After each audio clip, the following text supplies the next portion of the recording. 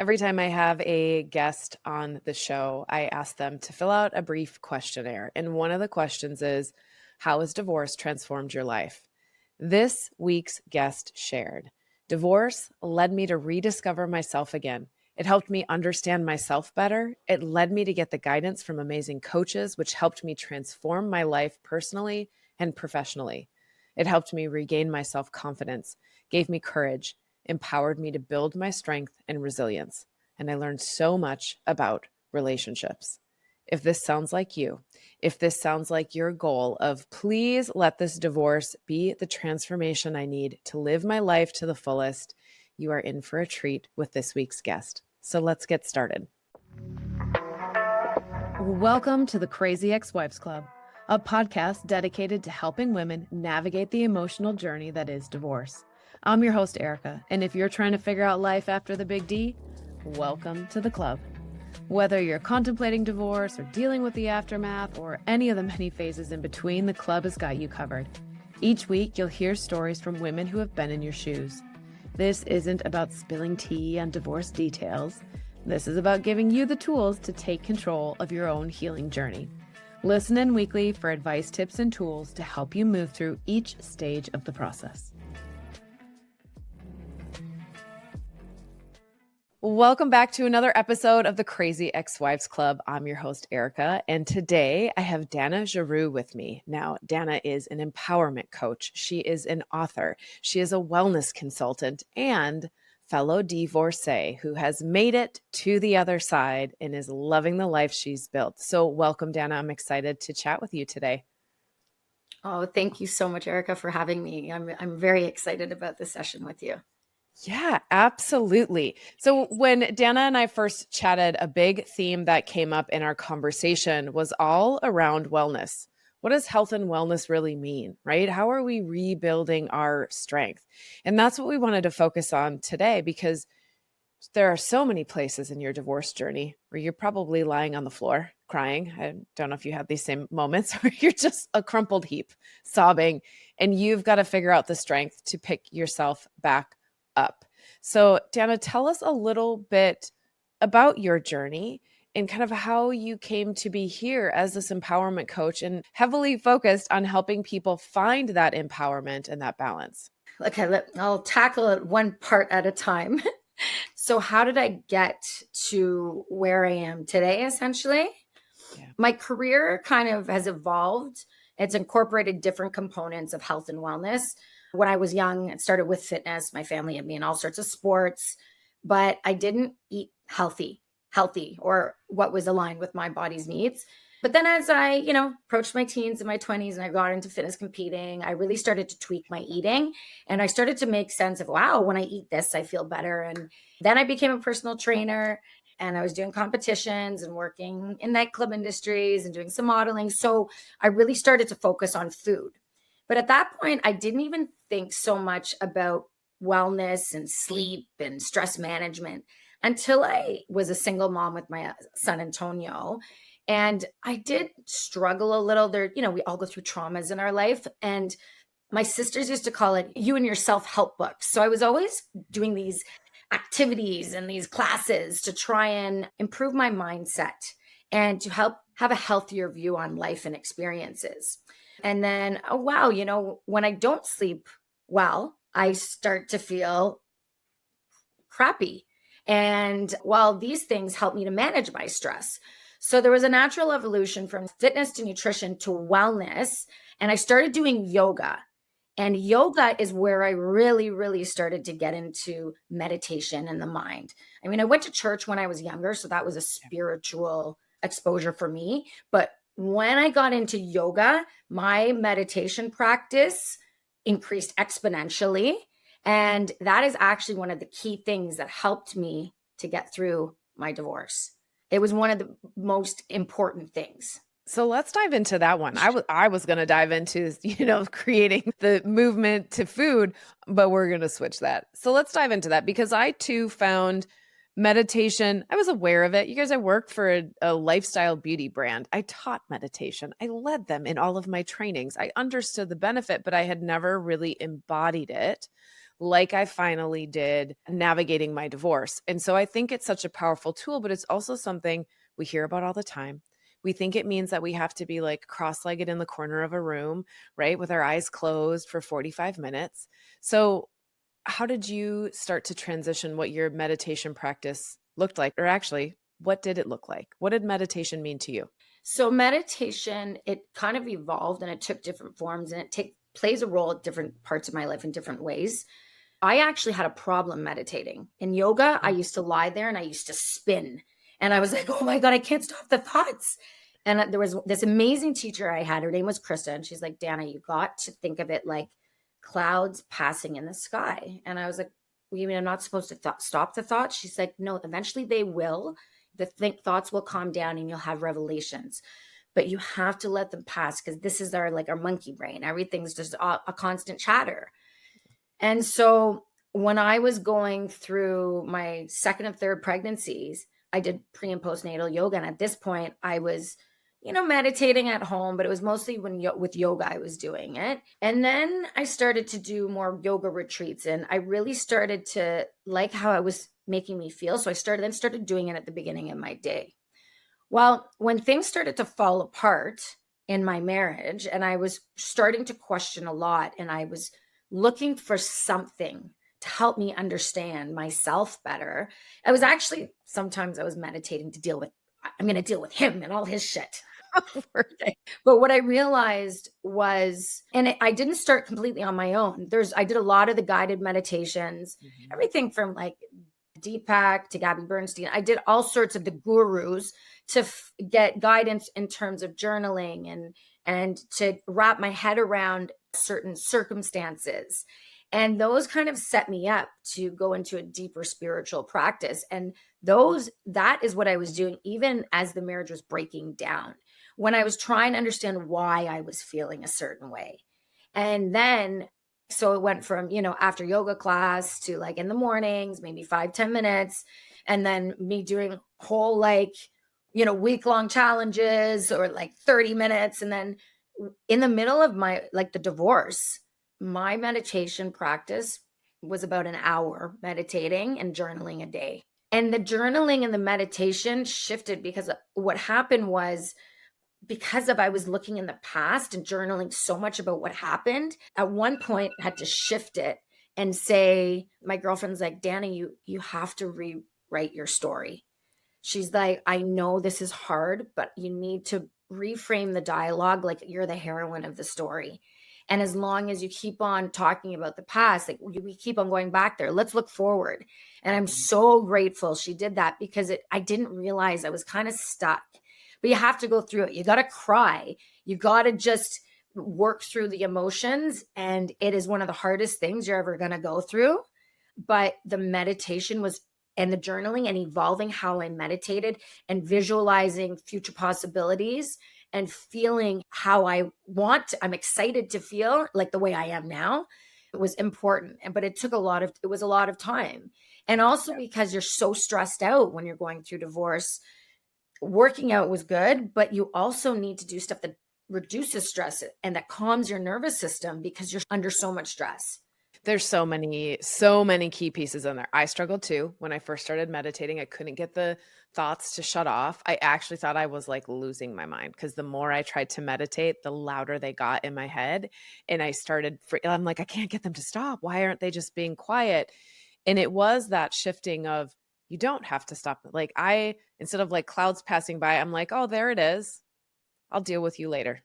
Oh, there's another one. I'll deal with you later. Noted.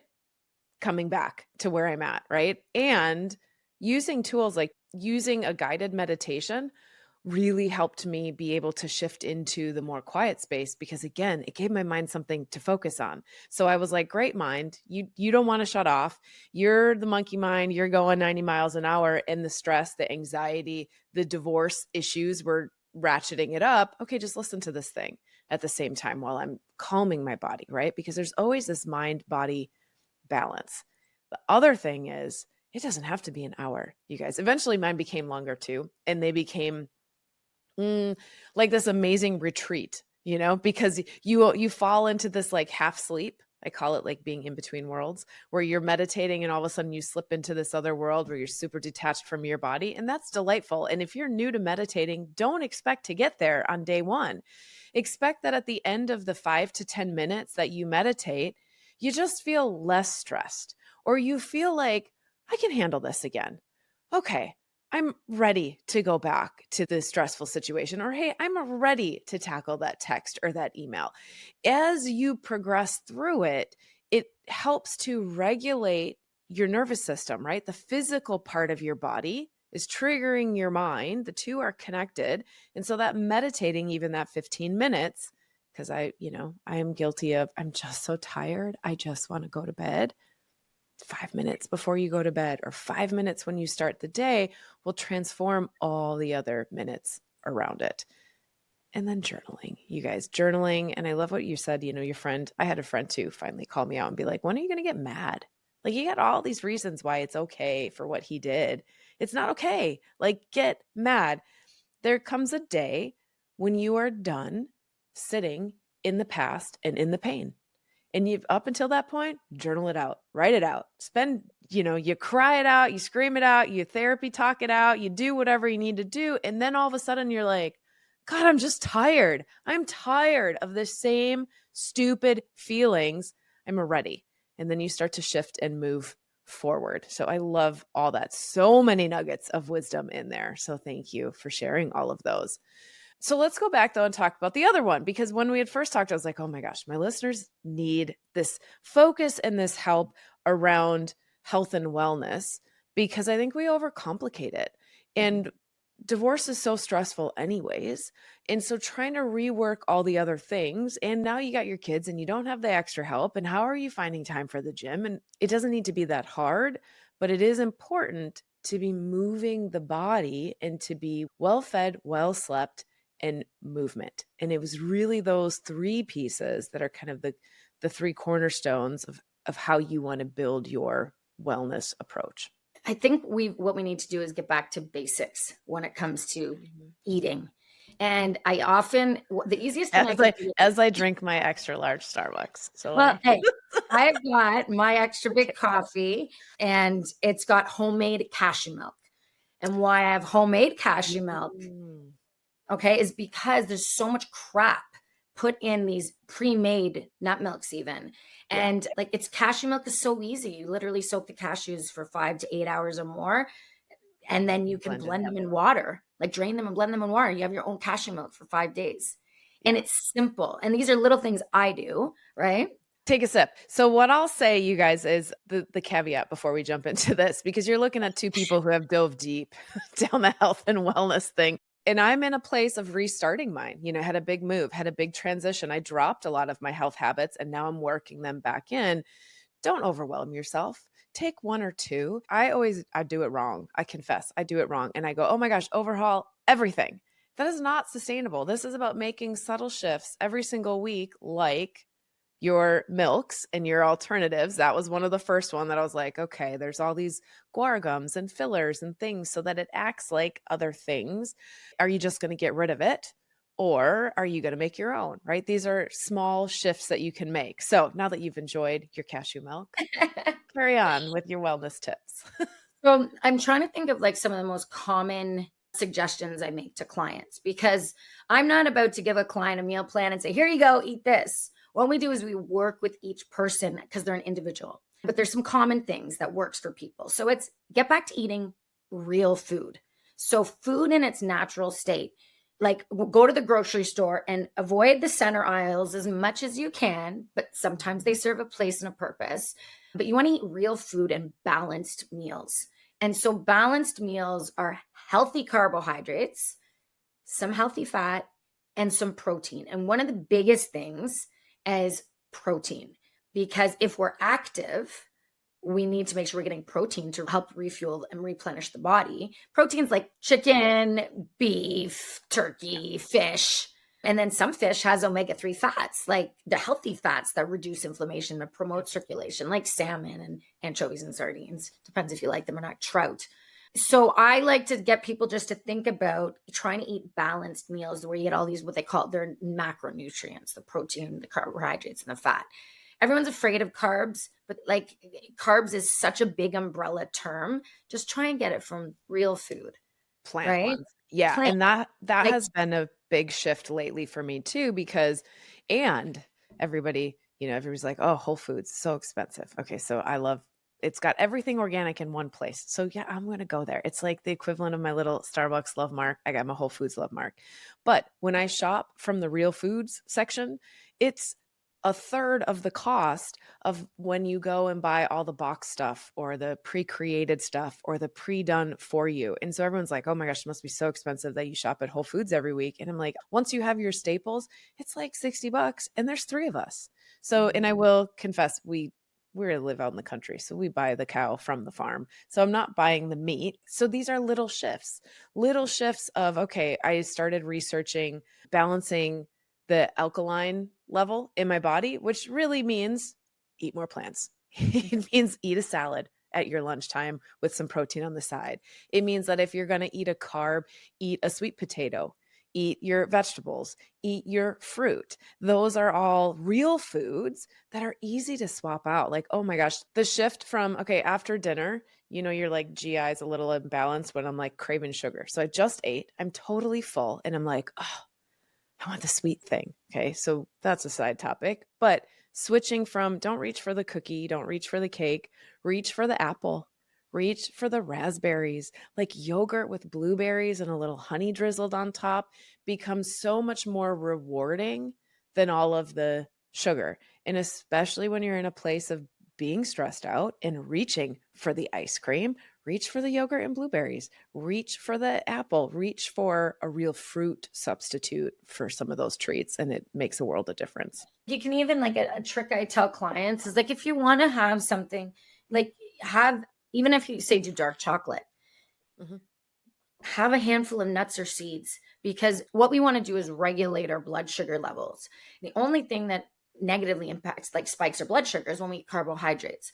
When you add a protein or a fat in with that, it helps to stabilize the blood sugars and reduce the secretion of insulin. So there's a science to it, but essentially eat real foods, balance your meals, drink water. Sometimes if we're dehydrated, our body actually mistakes thirst for hunger.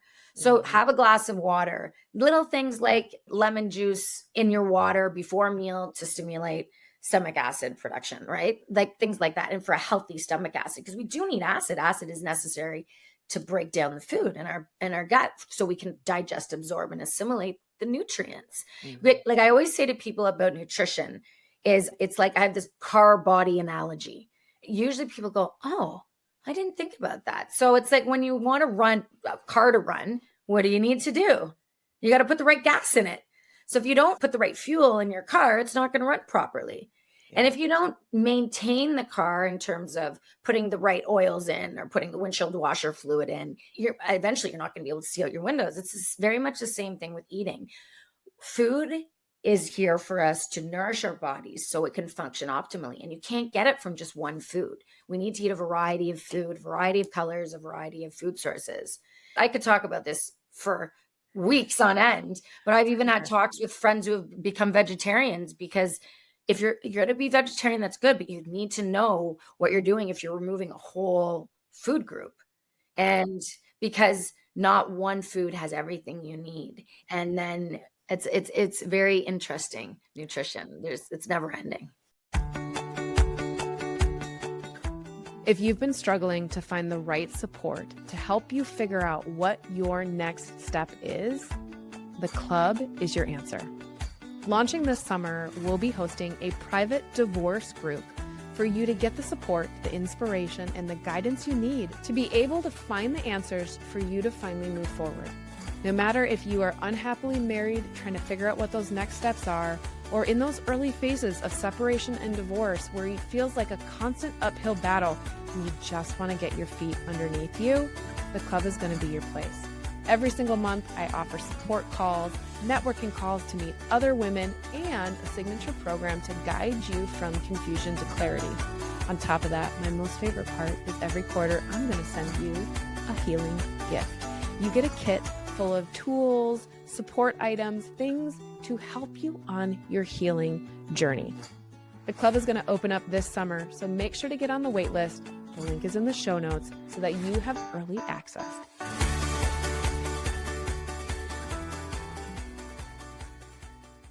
And there's always so many people who pop up with new opinions and new advice and new guidance on what we need to do. And that was the thing I was struggling with, because as I fell off my workout habit, what happens? Well, I fell off the workout habit, which meant I started eating crappier, which meant that the scale started to shift, which means that you create stress and you create worry around it, which drives you right back into like, oh, I give up today. I'll just start again tomorrow. Okay. So that habit that gets created. And so as I started to research, I was like, what do I need to do? What do I need to do? And where am I going to start?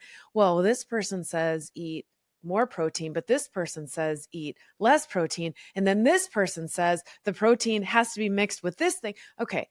We are all individuals, and all of our systems run like a car, right? They run the same, but they run different. Okay. Your imported car needs different gas than other pieces. And so you're going to be unique to what your system needs, but playing around and finding out and making some of those easy shifts. Free it up to eat as much vegetables as you want. You can have as much leafy greens, as much steamed vegetables, whatever, whenever you want. So you're not going to be hungry. We're not counting calories, right? We're making these healthy shifts and then readjusting. So I was like, okay, great. I'm not working out as much. I'm not lifting like I used to. I probably do not need 130 grams of protein a day right now until I start building back the muscle that has shifted. So it's always a seasonal approach, right? It's like testing it out. What's working for me right now? What's a sustainable shift I can make? Not what's more stressful in my life. What is going to support me? Food, sleep is the other one. Sleep is a big one that for me, when I am low on sleep, my anxiety, my monkey mind runs rampant versus if I take care of that aspect of my health and wellness as well. Yeah, it's interesting. Sleep is the one thing that, to be honest with you, that I struggled with the most, is good sleep hygiene, shall we say.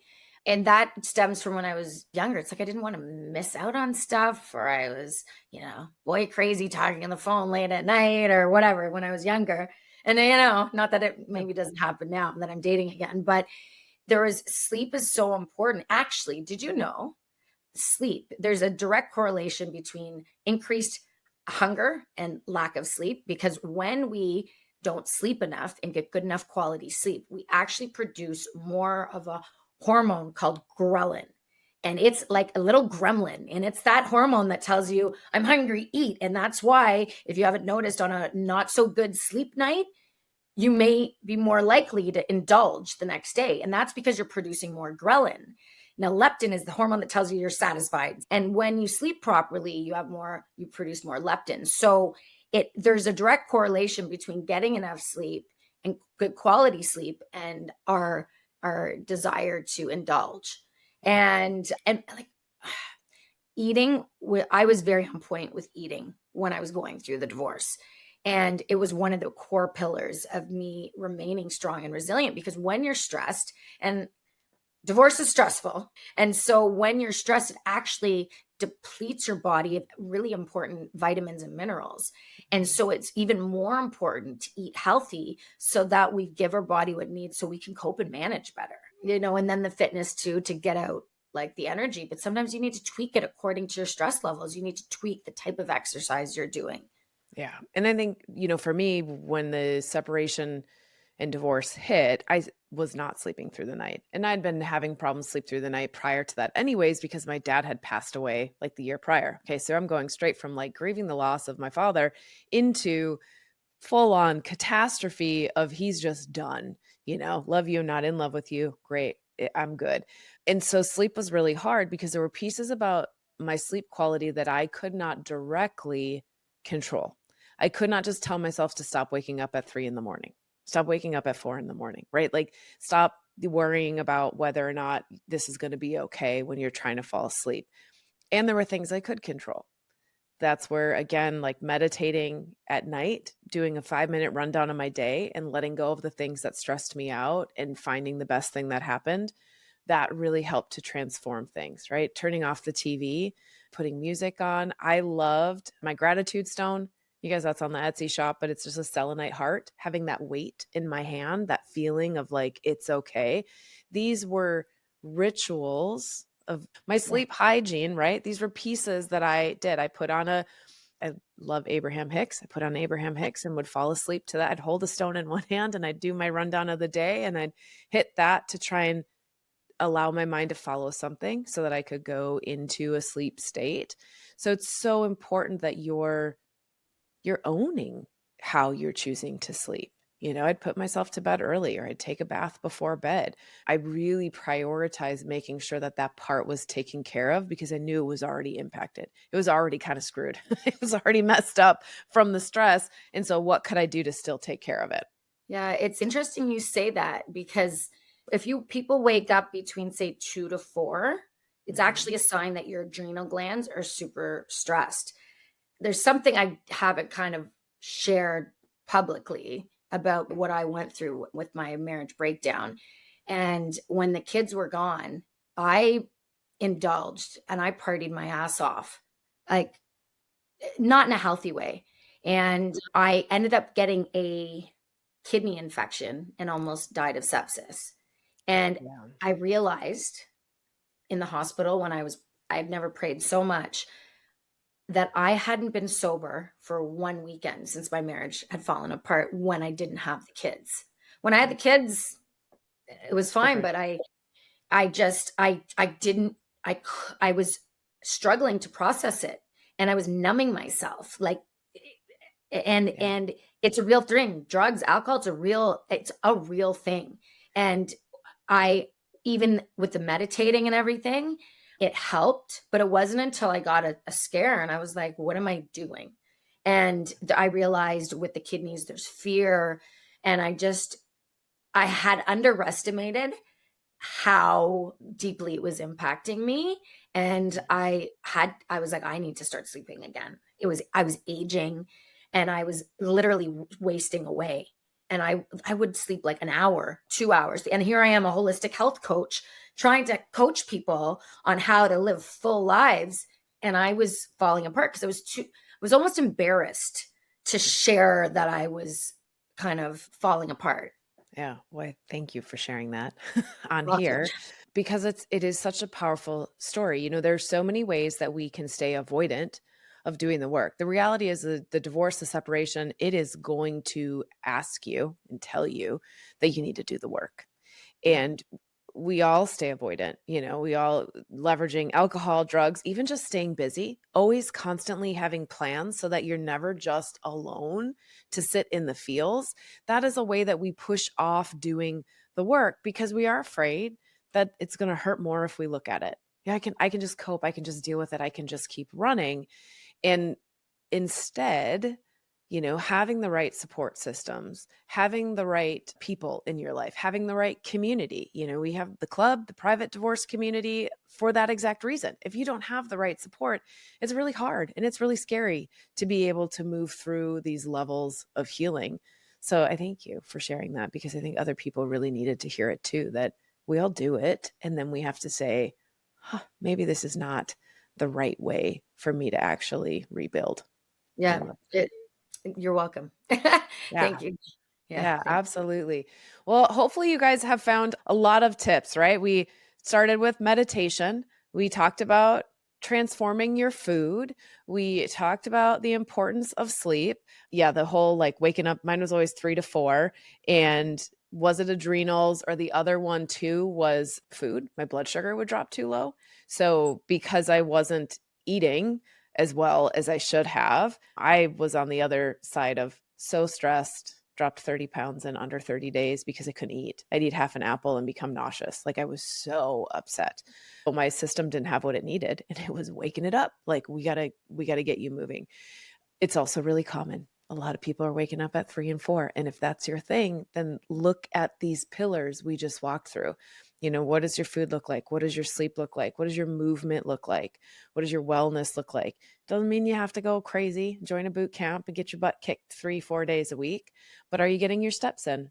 How are you creating the movement? One of the blessings of COVID for a lot of us was there's so many yoga videos on YouTube now. I mean, there are so many people that you can either pay for their community online or you can do their free stuff online, but you don't necessarily have to be in a class all the time.